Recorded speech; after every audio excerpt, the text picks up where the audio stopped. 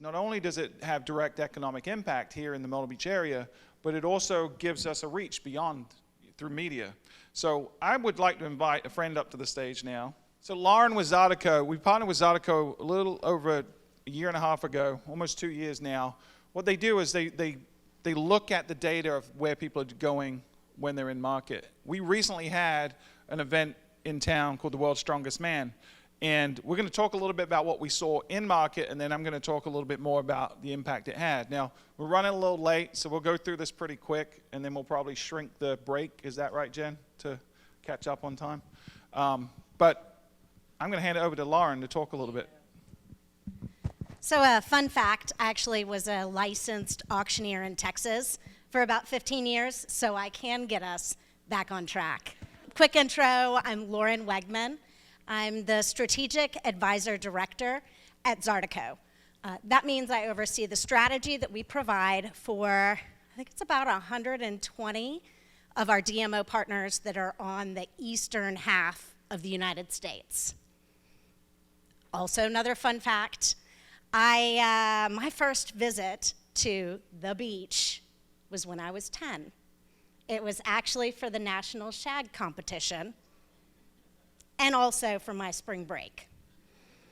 10-year-old Lauren enjoyed the last 4 days of my visit a little bit more than the first day, although the competition now I'm enamored with. 10-year-old Lauren really loved traveling around all of the Grand Strand. It was fabulous. I think I played about 8 rounds of mini golf. So, now as an adult, I get to look at things like events under the lens of, was that a high value event? Did it drive the right kind of visitors? And I guess at that time, I was a high value visitor, or at least my parents were. We came for an event, and then we stayed another 4 days, and we went all around, and we went to restaurants and attractions. It was fabulous. Zartico's mission is to provide the clearest view of the visitor economy. It's a little lofty, but what it means is that we want to be able to understand and provide value to not only the visitors, but the residents. Several others have commented about how important it is to understand and appreciate and really driving towards the community. So that's a big focus of what Zartico does in understanding new measures for success. So what we do, it's data-based. We are able to, within our operating system, see where visitors came from. Using one of these, we can also see residents. If you're sharing your location on an app, it ultimately ladders back up, and we're able to understand on a very much anonymized basis. We don't know you and you and you. We see group movement. We also bring to the data visitor spending. So we can see not only where visitors are going, where they're coming from, but also how they're spending and how they're impacting your market. And that allows us to understand how the visitors are impacting the livelihood and well-being of your local community. So we've answered a lot of really cool questions. I have some of them up here that we've been able to answer for destinations. But I mean, for Visit Myrtle Beach alone, I think we've answered about 20 questions over the past year. Some of them understanding fall visitors, so non-peak seasons. Marketing insights that can help make more informed decisions in the future. Looking at some of the sports events in the past. Also, greater understanding of different kinds of visitors, so campgrounds versus resorts, so on. And then also taking a look at some of the airport visitors. So one of my favorite things to look at is events. We look at event analyses more than anything else, although I've mentioned quite a few other insights. Successful events, what do we say is successful? One is built over overnight visitation. So even if it's a daytime event, how can we work through and provide some strategy for programming that really does encourage an overnight visitor? Next, are they attracting desirable visitors to your destination? Are they aligned with your brand? Are they also spending money? Are they making an impact on local businesses and your local community? And then finally, fill an otherwise quiet period. So rather than driving these events during time periods where you're already busy, how can we help look at those events that can fill a need period and again, help influence overall ADR and lift?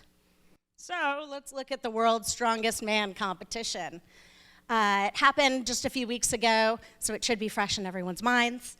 Key insights. We saw that the visitors to this event were traveling from greater distances than your average visitor.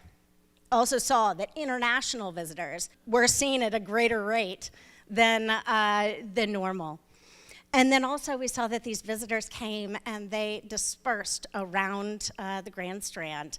They were seen at restaurants and hotels and attractions. So within the event space, we look at things from a visitor and a resident.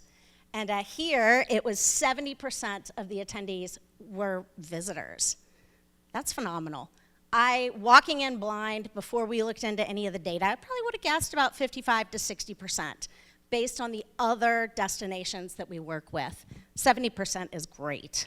Here's a list of the top 10 origin markets. So where did visitors come from? Just FYI, the top 10 are pretty similar to what we would see in Myrtle Beach regularly.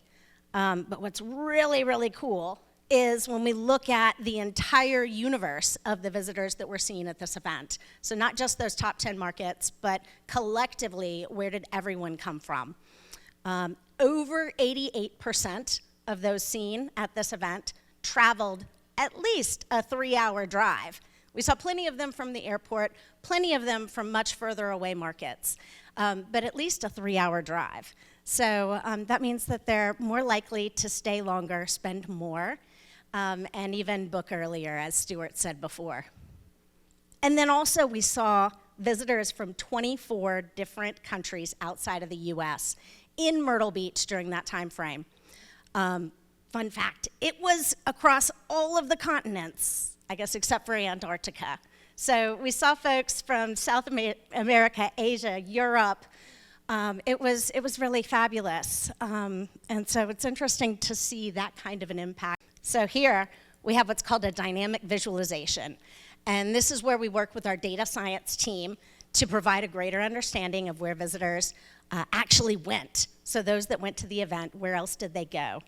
The orange color is out of state. The blue is in-state visitors. And let's see, I have a list of some of these places. This is nowhere near all of them, but just a couple.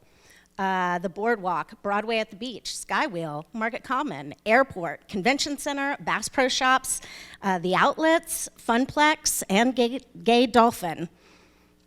So over 40% of the visitors that were seen at the event were also seen at an attraction, and over 70% of the visitors that were seen at this event were also seen at one of your hotels, or resorts or condos. So just some really amazing pieces of not only data that we're able to work with Visit Myrtle Beach to pull together and provide those insights. But I want to say kudos to the team for a successful, what we would deem as a successful event. We have a heritage of great, high-value, world-class events here. You know, we have CCMF, one of the greatest country music festivals in the world. We don't need Morgan Wallen's to make it a great country music festival. That may be a bit raw for some of you guys. It'll still be a great event, so quit whining on social media. But beyond those great events, we've also brought in things like the World Championship Chili Cook-Off. You heard earlier, we've got the Myrtle Beach Classic, our first ever PGA event, World's Strongest Man. These have direct economic impact. We saw over 38,000 people come to the World's Strongest Man competition, 11,000 room nights, including 1,500 room nights from the event staff and participants alone. Massive economic impact. From what we could track, it's at least $8 million directly back into our economy from that event. But it goes way beyond that. So if you really think about things like the PGA event, we talked about the fact that that's an international event. That's going to reach TVs across the world. We had 24 people from 24 different countries represented with the World's Strongest Man. This show is broadcast in 70 countries. There are countries I don't even know the names of that are now going to hear Myrtle Beach for the first time. They're going to see our signage. They're going to see our beautiful ocean front. It's amazing. And I will give a hats off to this community in the city of Myrtle Beach, the organizers of the World's Strongest Man, which has been all around the world. They said this was the best event they've ever had. It was the most well-attended event, the most smoothly run. The city, the police, all those involved, they said they couldn't have been better. They had an amazing time. That's what Myrtle Beach is about. Yeah, it does deserve a round of applause. Now, this will be broadcast in the U.S. in May, June, July. It reaches almost 1 million people each episode that they broadcast, and they broadcast it on CBS multiple times. But in those 70 countries, you guys know I'm not from here originally, right? I'm originally from the UK. And in the UK, the World's Strongest Man is an institution. It's broadcast on Boxing Day, the day after Christmas, and it's when families sit down and watch it.